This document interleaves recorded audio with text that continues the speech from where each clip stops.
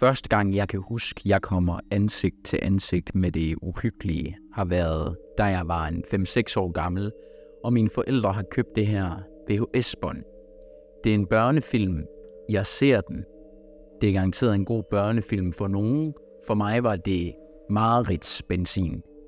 Jeg synes, hovedpersonen var utilregnelig, manipulerende, ulækker. Jeg kunne ikke helt forstå, hvad han var. Det er selvfølgelig Snowsen, jeg snakker om. Der var et eller andet over den her lille selvsikre og besynderlige, og må jeg sige det, frastødende karakter, der gav mig kuldegysninger. Hvorfor ligner det, at han har været på druk i 2 dage? Jeg vidste godt, at filmen var til børn som mig, og det var nok også det, der gjorde, at jeg synes, det var mere uhyggeligt.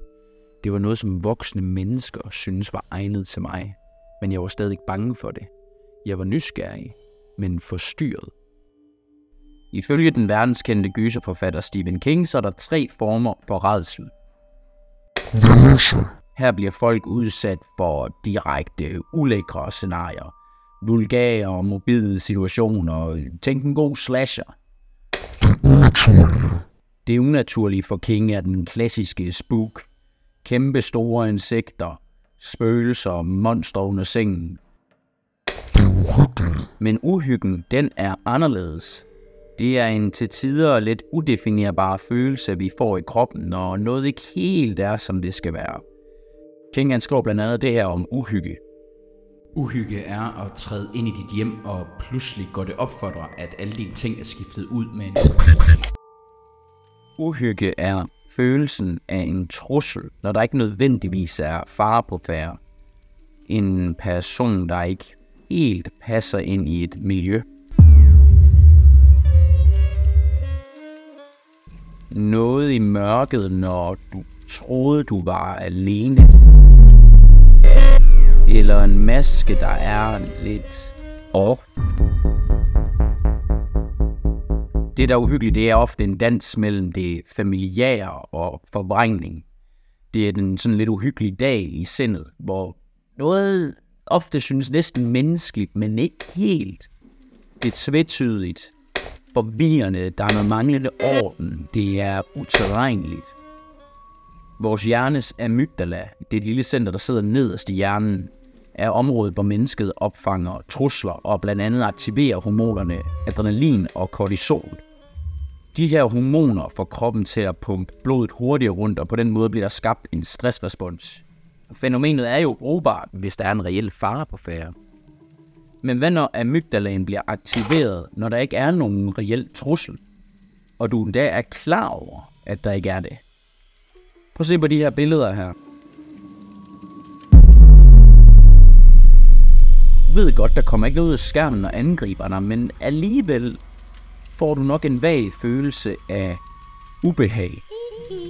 Der er noget galt med de her billeder her. De viser noget, der er genkendeligt, behageligt, men alligevel er noget, der er forvrænget. Noget, der er underligt. Det er her, hvor uhyggen træder ind i billedet. Især masker kan vække følelser af ubehag hos mange mennesker. Årsagen er, at du ikke kan afkode personen, der har den pås intentioner. Og som de mønstersøgende dyr, vi mennesker er, så opfanger vi dem som en potentiel fare. Især hvis masken er næsten menneskelig, så får vi en mere frastødende følelse i kroppen. Det her det er også grunden til, at nogle mennesker er bange for klovne eksempelvis. Det her fænomen er kendt som den uhyggelige dal, også kaldet Uncanny Valley. Eksempelvis en industriel robot har vi ikke et særligt stort tilhørsforhold til. Den gør et stykke arbejde, men det er ikke noget, vi identificerer os med. En legetøjsrobot er noget, vi identificerer os lidt mere med, fordi den har typisk arme og ben og øjne, men ikke noget, vi ser som menneskeligt. Men forestil dig så en robot, der begynder at se endnu mere realistisk ud. Den er så tæt på at være et rigtigt menneske, at det næsten er svært at skelne, men alligevel er der noget, der er lidt off. Måske øjnene er lidt for glasagtige, eller bevægelserne er lidt stive. Det er det her punkt, hvor vi rammer den uhyggelige dal. Alt, der går op efter det, er noget, der begynder at blive mere menneskelignende, indtil vi til sidst rammer et normalt, sundt menneske.